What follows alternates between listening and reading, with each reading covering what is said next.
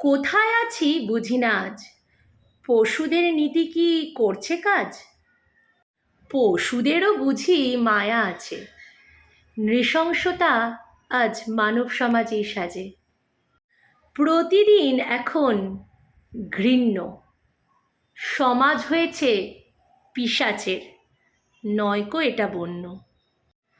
ছোট হোক বা বড়, ছেলে হোক বা মেয়ে, নিস্তার নেই কারোর।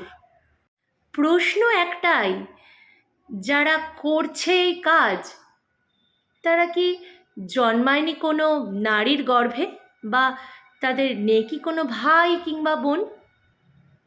তাহলে কেন এই নৃশংসতা?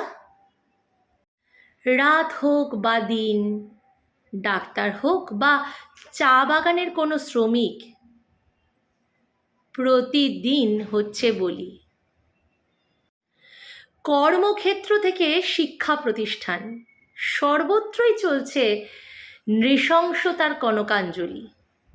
এত টাকা, এত ক্ষমতা, এত কিসের লোভ মানুষের, যা তাকে পিশাচ হতেও ছাড়ে না? কেন আমরা এমন? কেন আমরা নিই না শিক্ষা কোনো কুকুর কিংবা বেড়ালের কাছ থেকে, যাদের মধ্যে অন্তত মায়াটুকু আছে? কোথায় গাফিলতি বলো তো? নিশ্চয়ই গোড়ায় কোনো শিশু তো অপরাধী হয়ে জন্মায়নি। এখন শুধু প্রতীক্ষা বিচারের, আর নিজের সন্তানদের মনুষ্যত্ব গঠনের দৃঢ় প্রতিজ্ঞা।